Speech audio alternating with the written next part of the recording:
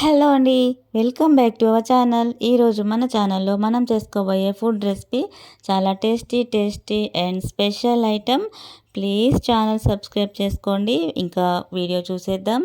First మనం ఇక్కడైతే ఒక మసాలా ప్రిపేర్ చేసుకోవాలి. ఆ మసాలా కోసం మనం కొంచెం సాల్ట్, పసుపు, కారం అండ్ గరం మసాలా, ఇంకా అల్లం వెల్లుల్లి పేస్ట్ ఒక ప్లేట్ మీదకి అయితే తీసుకోవాలి.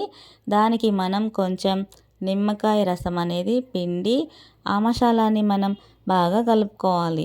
బాగా కలుపుకున్నటువంటి ఈ మసాలా పూర్తిగా కలిసిన తర్వాత దీన్ని మనం ఇదే ప్లేట్ మీద స్పూన్తో రౌండ్గా స్ప్రెడ్ చేసి పెట్టుకోవాలి.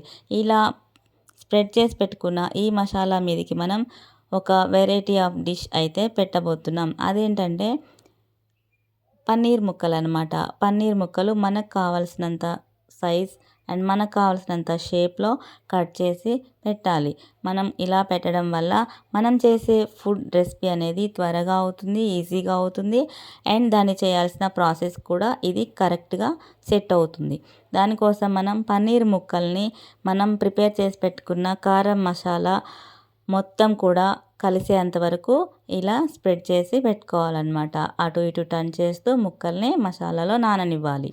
పన్నీర్ ముక్కలు ఇప్పుడు ఆ మసాలాలో పూర్తిగా నానేంత వరకు ఒక 10 నిమిషాలు అలా ఉండనివ్వాలి.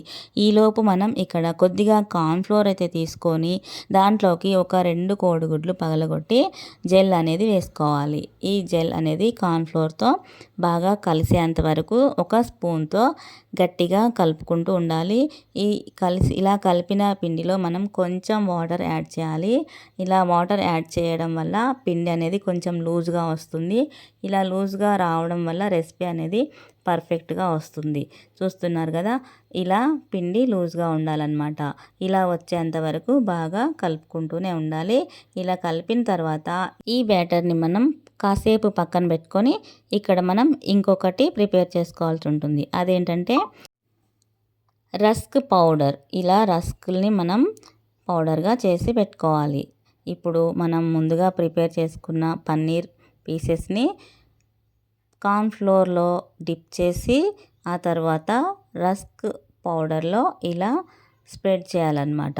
ఆ రస్క్ పౌడర్ అనేది అన్ని సైడ్లు కూడా పట్టే విధంగా మనం ఇలా ప్రిపేర్ చేసుకోవాలి. ఇలా ఎన్ని పీసెస్ అయితే మనం రెడీగా పెట్టుకున్నామో ఆ పీసెస్ అన్నీ కూడా ఇలాగే ప్రిపేర్ చేసి పక్కన పెట్టాలన్నమాట. అన్నీ ఒకటేసారి ఇలా ప్రిపేర్ చేసి ఒక ప్లేట్లో అయితే రెడీగా ఉంచాలి.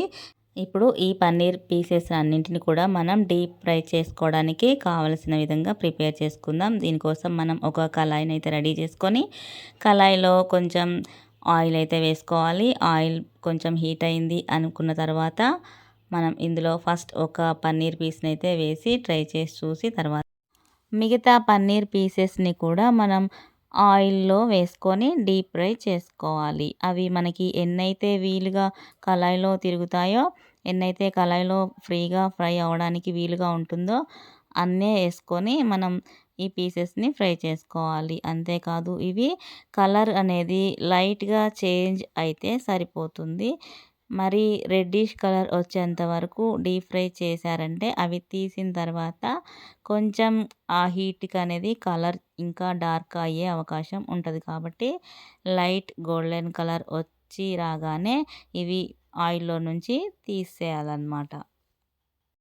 ఐ హోప్ ఇదైతే ఈ రెసిపీ చాలా బాగుంటుంది. అందరికీ చాలా టేస్టీగా నచ్చుతుందని అనుకుంటున్నాను. చూస్తున్నారు కదా, ఇలా ఫ్రై అయినటువంటి పన్నీర్ పీసెస్ అన్నింటినీ కూడా మనం తీసి ఒక సర్వింగ్ ప్లేట్లోకి సర్వ్ చేసుకోవాలి. వీటిని మనం వేడిగా ఉన్నప్పుడే ఆనియన్ పీసెస్తో కలిపి తీసుకున్నట్లయితే చాలా టేస్టీగా ఉంటుంది. వీడియో చూసారు కదండి ఎలా ఉంది. వీడియో కనుక నచ్చినట్లయితే ప్లీజ్ సబ్స్క్రైబ్ చేసుకోండి, లైక్ అండ్ షేర్ చేయండి. Thank you very much.